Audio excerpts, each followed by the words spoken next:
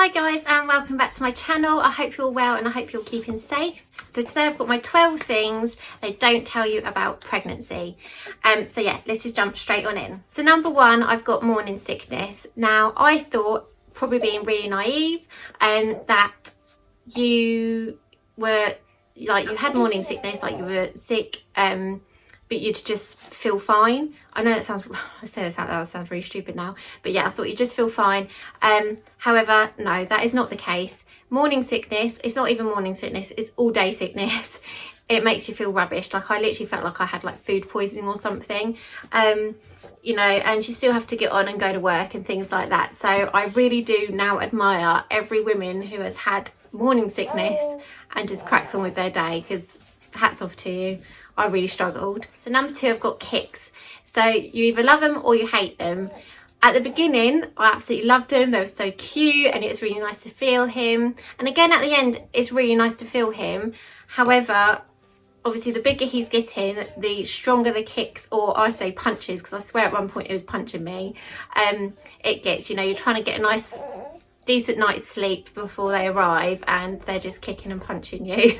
So it can be difficult. Number three, I've put contractions hurt. Now again, this probably sounds really stupid to most people, but I did know they hurt, obviously, but I didn't realise the extent they hurt. And I'm not saying this to scare anyone, because if I can get through it, anyone can, trust me. Like, and you do get to a point where you're like, no, I can't do anymore, like I can't do it. You physically feel like you can't do it, but you can.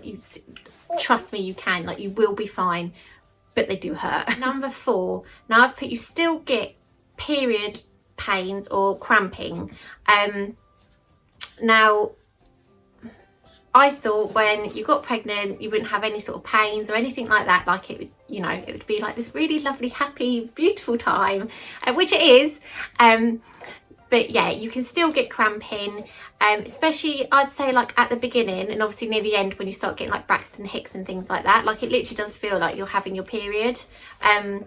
Obviously if they do get a little bit too strong, or you are worried at any time, just call your midwives or doctors, because, you know, even if it is just a little bit of cramping, just call them. Number five, I've put your waters don't necessarily break. So I thought that, yeah, you would, near the end of your pregnancy, or when you're about to give birth, your waters break, you go have your baby. That is not the case at all. My midwife did tell me the percentage of women who actually have their, like, just their waters naturally break. I can't remember it though, but it was really low. So most of the time they do actually have to break them. So yeah, your waters might not necessarily break. Number six, now this is a bit too much information for everyone, but TMI, so don't listen if you don't want to hear it, but I'm going to say it. Discharge and bleeding during pregnancy. So with the discharge, you do get an increased amount throughout your pregnancy, and after you've given birth as well, you still get discharge. Obviously your body's flushing everything out. Bleeding, again, it can be quite normal to have bleeds. I had a bleed when he was 7 weeks, and I did go to hospital and I had a scan. Everything was fine, obviously. And it actually felt like a pad. Like, I thought, like, yeah, like you do, you think the worst. However, obviously any bleeding, do go get it checked out. I'm not saying, you know, it's fine, but it can be very normal to still have bleeding. Near the beginning, I wouldn't maybe say near the end, but near the beginning it is normal to still bleed. Number seven, you get really breathless. Obviously I would say nearer the end, but to be honest, quite breathless throughout the whole of my pregnancy. And I remember being at work and I went up the stairs, which is literally just like one sort of flight of stairs, and I was so out of breath. And obviously the bigger they get, the more breathless you're probably going to get.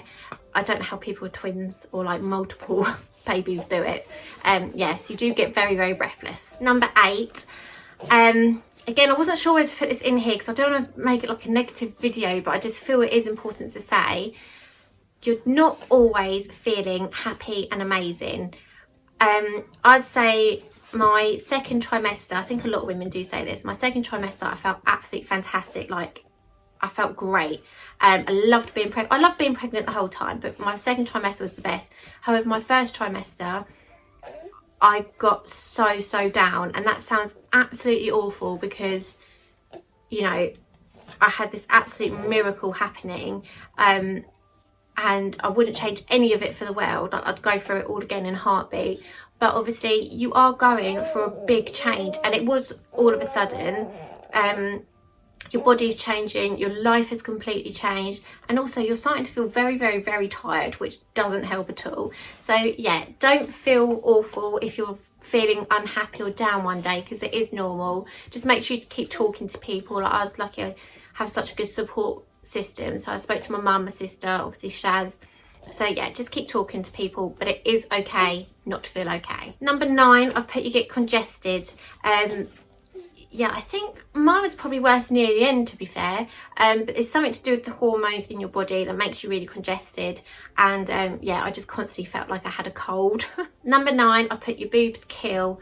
As soon as I got pregnant, mine felt like absolute rocks, and nearer the end, when I was supporting my bump, I also had to support my boobs, like when lying down in bed, because if they were sort of pulling down on one side, I'd just be in absolute agony. So yeah, when they say they hurt, they do hurt, and even after as well, obviously breastfeeding and everything. Number 11, during your pregnancy, again, because of hormones and everything, you do get really hairy. However, the hair on your head usually goes amazing. Like, mine was in the best condition it's ever been in, so that was great. However, afterwards, Jacob's now nearly 3 months, and it's only been sort of the last couple of weeks, but my hair has literally been falling out in clumps. Like my whole hairbrush is full of hair after I've like blow dried it. So yeah, don't be like startled if it does suddenly start coming out. And number 12 is you don't necessarily get all of the pregnancy symptoms. I didn't get the bad taste in your mouth. What else didn't I get? I didn't get the nesting syndrome either. Like, in fact, I was the total opposite. To be honest, I got like really lazy. In fact, it was Shaz, I swear he got my nesting syndrome, because he was the one that was like blitzing the house every day. Yeah, so you don't necessarily get all the symptoms. Again, I thought, you know, you'd have your morning sickness, bad taste, you do your nesting, can't think off the top of my head, but all the other symptoms they say, is, yeah, you're not necessarily going to get them. But yeah, I hope you guys found that interesting. Let me know if there's any sort of other videos I can do about this. Let me also know if you want me to go a bit more in depth about my C-section story. I was thinking of doing that as one of my videos. So yeah, I hope you guys enjoyed it. Please subscribe if you did. I really, really appreciate it. And yeah, take care everyone. Bye.